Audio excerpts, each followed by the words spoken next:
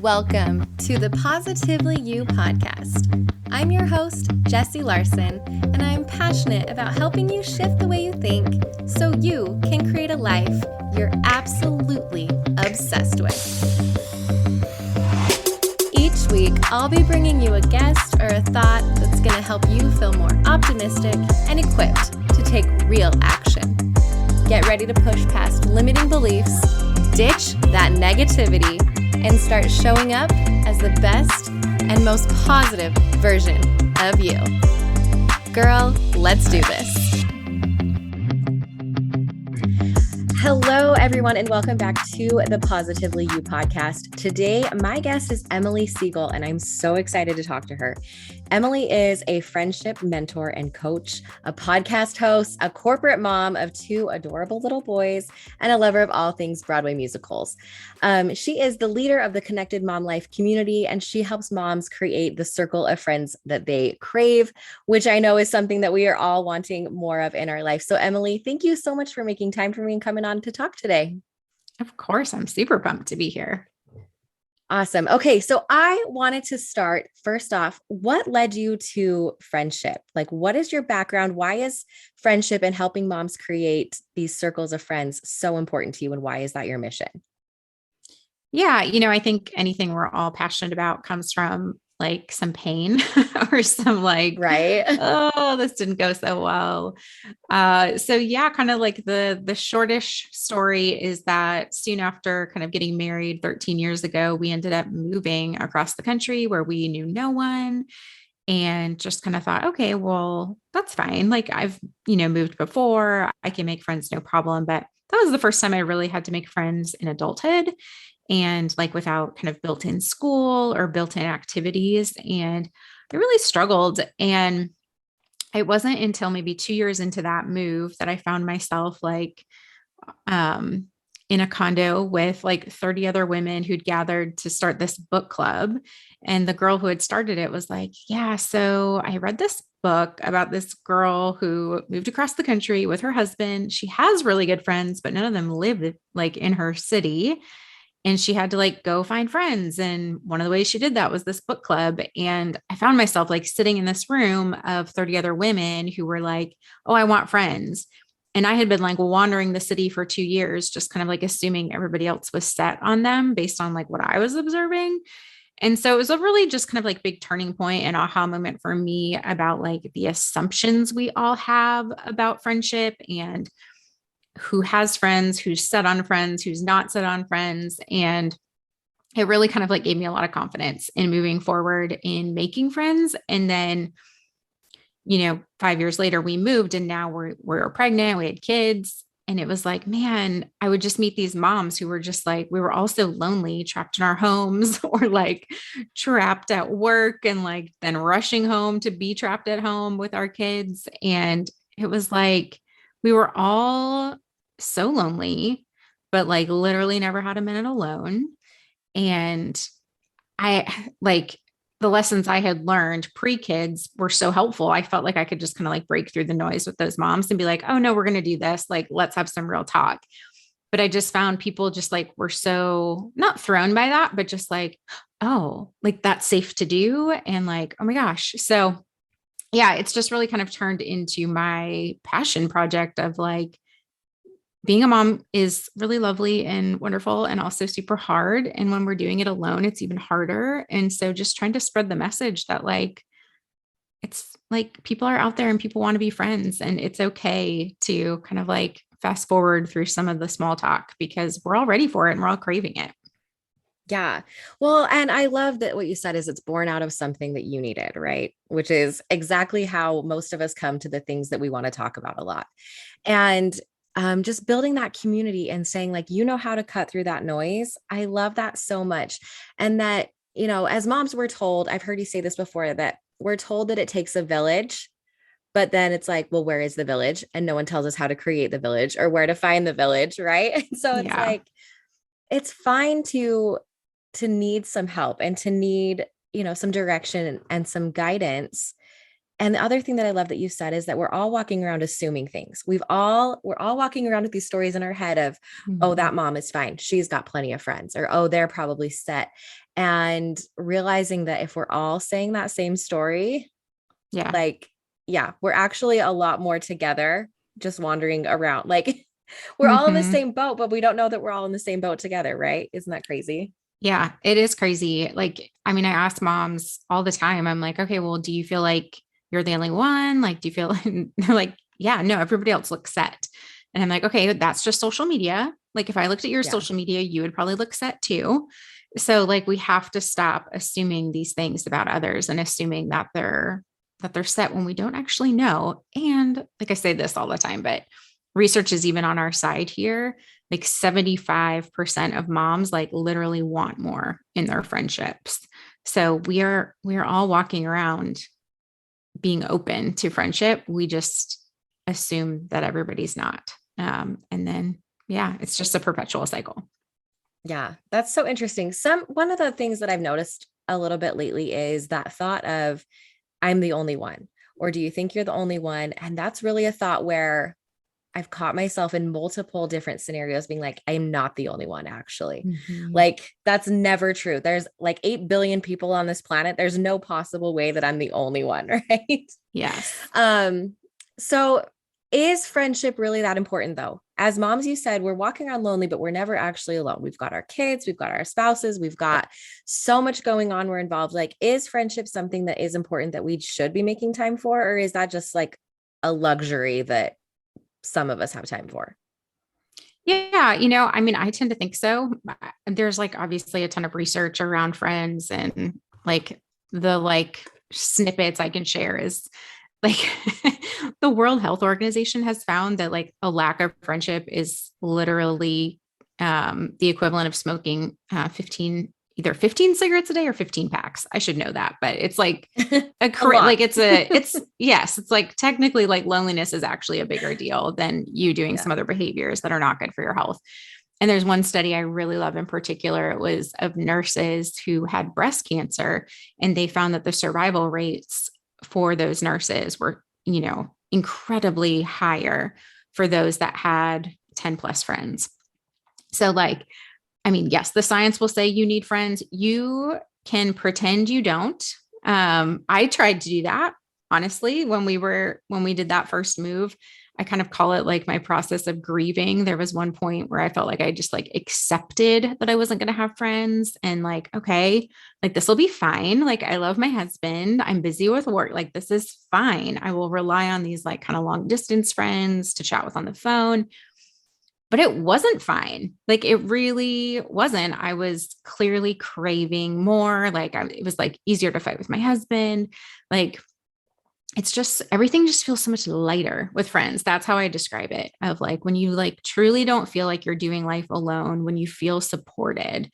And you can feel that from your family. You can feel that, from other like support systems in your life. But when you feel like you truly have people that get you and like accept you as you are, there's something that there's a lot of freedom and lightness in that. Makes Yeah. everything feel easier, especially motherhood.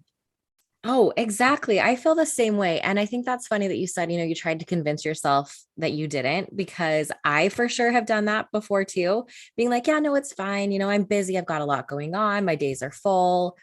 This just is what it is, and I think we Mhm. do that so often. We try to convince ourselves that we don't need more, that it's fine, that asking for more is selfish or asking for too much. But like, I mean, looking at the science is huge. And it makes sense that your survival rate would be higher. It makes sense that like your satisfaction in your life would be bigger when you're surrounded by people that get you, that support you, that love you, and that you can do the same thing to them too, right? Like Yeah. that you can pour into other people as well. So I don't think it's, a shock that friendship is important and that science behind it would say, like, yeah, this is good. Like, I think we might be more shocked to be like, yeah, no, you don't need friends. It's fine. Mhm. But then it becomes like, okay, well, I know it's important. I know that is, but I still feel stuck. Like I still feel like I get, trapped in small talk, or I hate small talk, or I'm an Mhm. introvert, or, it's been so long since I've had to go make friends. I don't know what to do.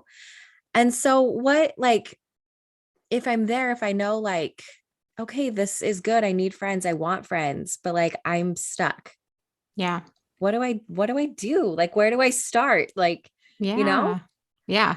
I think, you said this too, like it's okay to ask for more. I think something that stuck feeling often comes because it feels scary to ask for more, because it's like, okay, if I actually say that I want friends, if I'm like not okay with settling and I say this out loud, this is something I want, it's also something you can feel like you don't have a ton of control over. And Yeah. it can feel like something that is like, maybe there's some also like friendship junk or baggage that have happened in the past. I think we've all had bad friendships at some point along the way. And that is actually where I would always, recommend moms start in thinking about like, okay, I love that you want more. I love that you're ready. What are you scared of? Like, what do you feel like might be holding you back? Because if you can name that, it can be a lot easier to figure out like the actual like steps you'll take to try to grow that circle. But just acknowledging that's like, well, I'm actually kind of worried like she might be set, like maybe I'm going to get rejected, or like what if it doesn't work out, like what if I just invested all that time, and like really kind of spending some time figuring out, okay, what actually feels hard about this to you specifically, what is making you feel stuck, can sometimes help figure out, okay, now here's what I'm going to do about it, here's what I'm going to walk through that stuck thing. So that's usually where I start with moms. And I also just like start with like, okay, well, what do you even want, because take social media, for example, you might like, I find myself doing this, like I'll be jealous of something I see. But then if I actually ask myself, like, well, do I even want that? I'm like, well, no, I don't. So like, I don't want that group of 20 moms that are hanging out. That feels very overwhelming and scary to me. I'm more of like a one-on-one small group person. So it's like getting really clear too on like, okay, what are you actually craving? Do you just need like a few more friends? Do you actually have good friends and you just need like more depth and like need to figure out how to cultivate that? But yeah, starting there is really like where I like to work with moms, because then you also like don't spin your wheels trying all these things that like don't Yeah. really matter for you and what you want. Yeah. I am big on that, on, casting a vision and figuring out exactly what it is, and then like Mhm. reverse engineering back to create the steps that are going to get you there. But I didn't ever think about what you just said about naming your fears around it.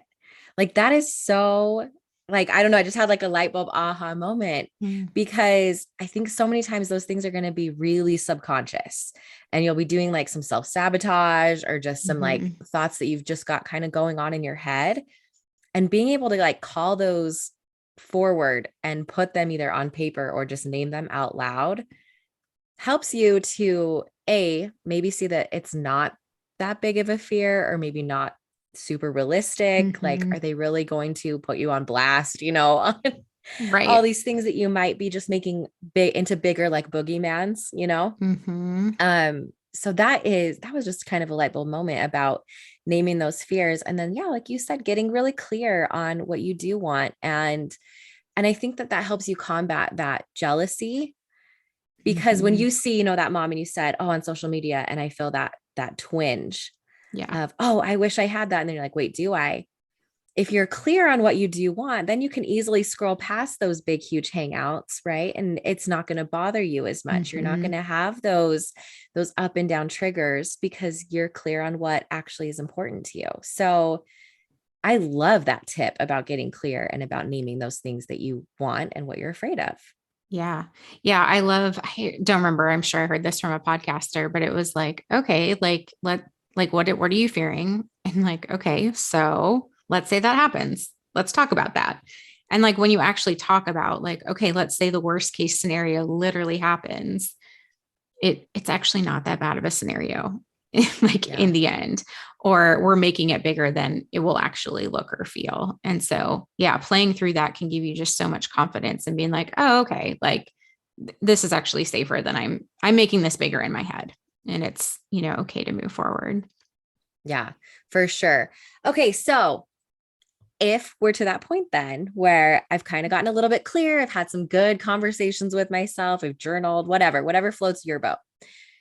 Do you have some practical like strategies or tips or like when you've moved and you're good at this now? Like, what are some things that you're like, this is what I can do? Like some action steps of making friends. Yeah.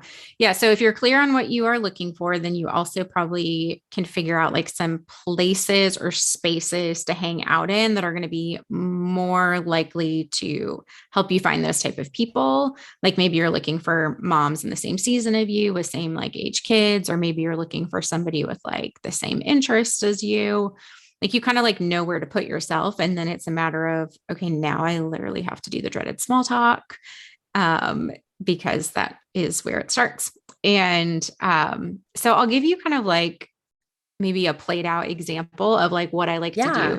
So this is like what I do honestly all the time, but especially when I move, I will literally ask everyone for their number. But and that like always sounds really creepy when I say that out loud. Like, what? You just ask strangers for their numbers? But I'm like, well, I mean, I talked to them a little bit first. And so I'm gonna play out the like, do you like is your audience like a lot of moms with young kids? Yes. Maybe. Okay, good. Okay. So this will hopefully resonate. So I often go to the park near our house because I figure I want to meet moms that live in somewhat proximity to me, because I think we all know the challenge of being busy, and like the less barriers there are to getting together, the better. And so if they live Yeah. nearby, that is like a huge barrier gone. And so I'll go to the park, and if there's somebody else that has another kid roughly the same age, honestly, I will talk to anyone. But like if you're on the hunt for moms who are like have kids the same age and you see them, what I usually do is like you just try to show that you're open. Like don't be on your phone the whole time, make eye contact, smile, like, kind of like the normal things you would do to show someone that you're open to a conversation or open to a connection. And so what I usually like to do is like, as we're chasing our little toddlers or whatever, I'll make eye contact and I'll say, oh my goodness, like these kids are so crazy. Like just kind of like a statement about our kids. They're like, kids are like the best icebreaker. And then it kind of shows her, hey, I'm open to a conversation while we're here. If you are, sometimes moms aren't. Sometimes they're literally there, like they're actually trying to get work done while their kids play. Like you can read the situation. Yeah. But for the most part, moms are usually like, no, I'm stuck here. I'm saying that sounds awful, but like, I'm here with my kids. I'm trying to get energy out. Yes, I would love to talk to a human over the age of 3 while I'm here. That sounds great. Let's do this. And so, just like general chatting, like, oh, do you live nearby this park? It's one of our favorites, like, and kind of like as the conversation progresses, if it sounds like we live nearby, our kids are maybe playing together at this point, I'll say something to the effect of like, as we're leaving, oh, like, it was so fun getting to hang out with you or getting to chat with you today. Parks are like always so much more fun when there's other kids here to play. Would you want to exchange numbers? I could let you know the next time, we come to the park if it works for you. And like, it's so low pressure of just like, I'm telling you how I'm going to use your phone number. I'm not committing you to like be my best friend forever or even grabbing coffee tomorrow, but it's like a nice subtle way to get their contact info. And like, yeah, the next time you go to the park, you can be like, hey, I'm heading there. Like if it works for you, cool. If not, that's fine too. But at least you've got some opportunities to start to cultivate. Yeah. Well, and I think that that's the scary part, right? Is there's been times where I, have been in that exact same scenario where I'm at a park, I'll strike up a conversation and then it's like, okay, well, it's nice to talk to you. And you just leave and it's like, Mm-hmm. bye. And so we have all of these like little small touches where we've had conversations with people. We're having like, so it's not like lonely, but then we head home and that person's gone forever. And Right. so getting to that point where you're brave enough even to ask for that number, like, is that something that you find resistance with people, or is that kind of like you just have to like close your eyes, 5, 4, 3, 2, 1, and just do it? Yeah. I mean, that strategy is going to work for, I would say 50% of moms. Like Okay. they can get to a confidence point of like, okay, well, when you say it like that, it doesn't sound aggressive. It doesn't sound creepy. Like I could pull that off. And it's also like some work of convincing them, like, really, moms actually want this. They just need someone to take the first step. So if you're willing to Yeah. do it, I will tell you how to do it in a way that feels comfortable. But that's not going to work for everyone. And so in those cases, I definitely recommend, if you're a mom that's like, oh my gosh, what you just said, Emily, was terrifying. There's no way I'm going to do that. You need more evidence in your life that like moms are open to like that type of interaction.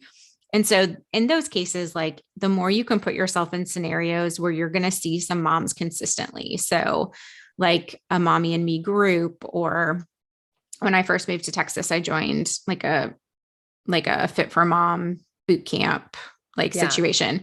I really started leaning heavily into the park thing when I went back to work.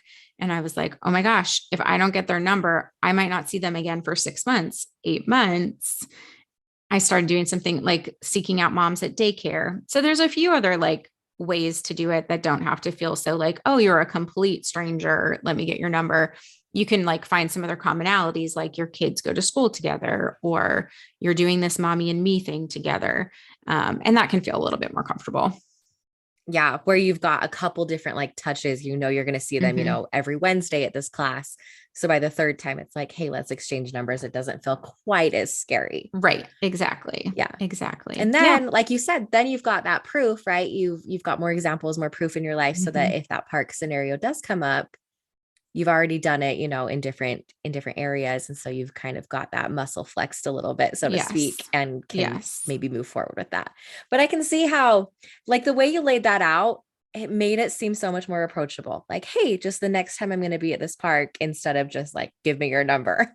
Right, right. And I like, it's technically like I made it into a formula, because there is a formula to it. And it like Yeah. starts with like acknowledging like, hey, I enjoyed talking to you. So like you're telling this person, you're giving them the confidence that like, hey, like I liked you. Everyone wants to know that they're liked. And like I'm kind of like saying a statement of like, yeah, this was fun to have kids at the park together, and then kind of sandwiching the like, okay, I asked for the number, but then followed up right away with like a super low pressure use of it. And like some moms are never gonna like, they're never gonna feel comfortable with a number, but you might feel more comfortable with like, oh, are you on Facebook or are you on Instagram? I had a mom in my community the other day say, oh, I got the number because our kids were playing together. And I took the picture of our kids. And then I said, oh, do you want to send me your number? And I'll text you the picture. So like, there's so many like kind of creative ways you can do it. Um, and so, yeah, but it takes some confidence. It does take some like evidence. And so you can always start in some kind of like, maybe easier spaces that are actually more designed for connection. Yeah. Like school, other friends, classes, things Mm-hmm. like that, where you're consistently seeing them more. So one of the things that you mentioned as you were talking about that was the idea of barriers and wanting to remove barriers. What are some barriers that you see? One that is coming to mind for me is time, right? We wear like Mm-hmm. the badge of busyness, honor, and all of that, Mm-hmm. and being like, well, where am I going to find time? Is that one of your biggest barriers that you see with moms that you're working with? Or are there other things that kind of stand in the way, that we either imaginary barriers or ones Yeah. that we just make bigger than they actually are? Truly, the biggest barriers are the fears, and the kind of the lack of confidence and the overthinking. But yes, like I think where I approach friendship a little bit differently than maybe some other people that are like out there kind of like shouting the importance of friendship is the reality that friendship looks different for moms. Like there's just no way around that. Like there is a different availability of time, Yeah. when it comes to motherhood, and like to not acknowledge that is like so not fair. So yes, that's definitely a barrier. One of probably like the biggest things I do with moms around time is kind of why I ask like, well, what do you even want? So that you can get really clear on where you're going to spend it, so that like you don't have infinite time. It is limited. So you need to invest it in the spaces that are going to give you the types of connections that you're really craving. So we moved about houses like 3-ish years ago, and I knew that I needed neighbor friends. Like that was kind of where I was going to throw all my friendship time, in those kind of early years of moving. I was still going to maintain some friendships that I had. I didn't want to lose them, but I was going to start kind of like leaning into these friendships. And what I really like about being really clear about naming what you want and what you're going to focus on is like, the reality is that you're going to meet people all the time where there could be a potential for connection, but you're going to feel like overwhelmed and exhausted if you think you have to pursue every connection that like comes your way when it comes your way. I think like as moms, we are so laden with guilt about all the things. And like, I was just talking to a mom the other day and she was like, oh, I should have, I should have, I should have, I should have. And I was like, okay, but what do you want? Like, yeah, maybe you could have talked to that person, but it doesn't sound like that's even like the path for like the type of friendship you wanted. So like, forget it. Like, don't have any guilt about that. Like, there was no need for you when you were super stressed picking up your kid from daycare to be like, oh, there was that one mom and we could have talked. It's like, yeah, you could have, but Yeah. like you decided that we're going after, like these types of friendships right now, and you're going to throw all your weight behind it by doing these things. So like it releases so much guilt of like all the other opportunities that come at you every day. And you're like, oh no, like I don't have to worry about that because I've made space for friendship and it looks like this right now in this season. So, and then I've got like time saving strategies too for like, okay, when you actually have friends, how do you see them? But I find just even like making this space and being really clear on like who and where you're going to invest is like life giving and makes everything much lighter and less overwhelming with the whole friendship making process. Yeah.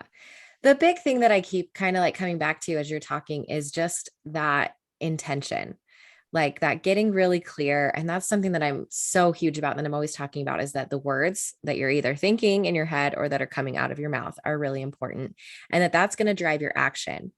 And so if, you're saying all the time, friendship is so hard, I'm so lonely, no one wants friends, then that's going to be your reality for sure.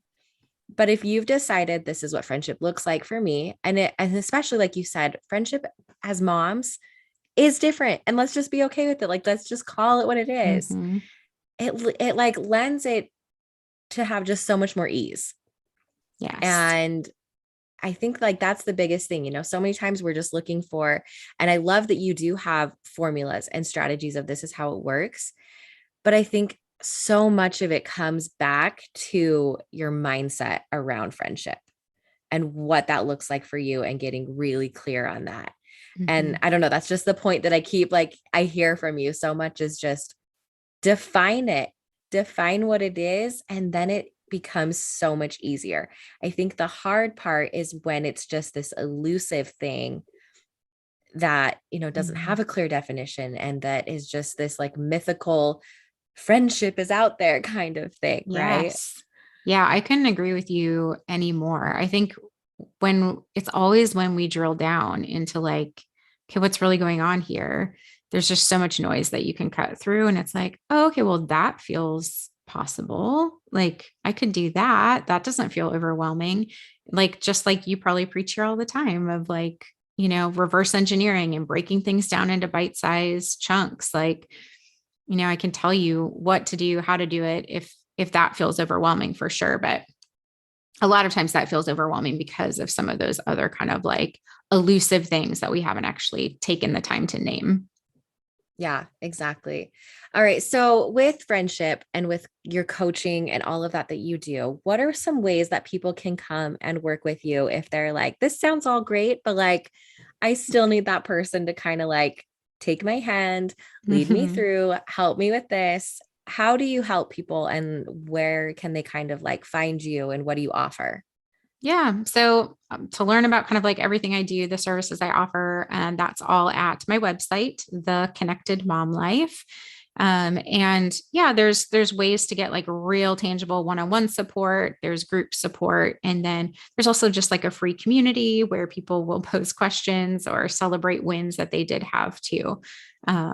But yeah, I love working one-on-one with moms. And that really varies on what that looks like. But I mean, even down to the like moms will send me text messages before they send them so that I can like give feedback and thoughts on like how to word something, because the reality is that for so many of us, there's just so much overthinking that we do around friendship, which is so debilitating on top of all of the other things that we are carrying the mental load of as mothers. And so if I can help alleviate a little bit of anxiety, a little bit of like helping you get out of your own head, that is like literally one of my most favorite things to do because I I was talking to mom the other day who like she was telling me about how dire the situation was. And as she was explaining to me all the things she had going on, I was like, oh my gosh, I see so much hope. There's like actually so much here that like you're so close, but like don't even see it. And I like you're so there.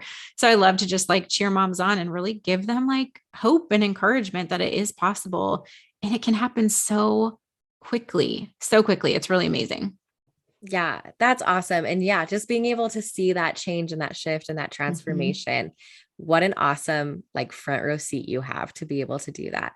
And you guys, seriously, I have loved following Emily over on Instagram, like her community, her tips, her like entire highlight reel. I have like binged through. There's so much goodness over there.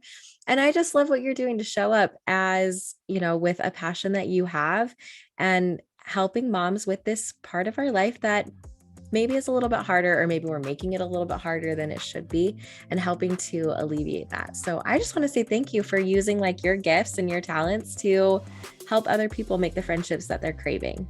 Thank you so much, Jesse. It has been a pleasure to hang out with you and just so appreciate you sharing your platform with me. Thank you.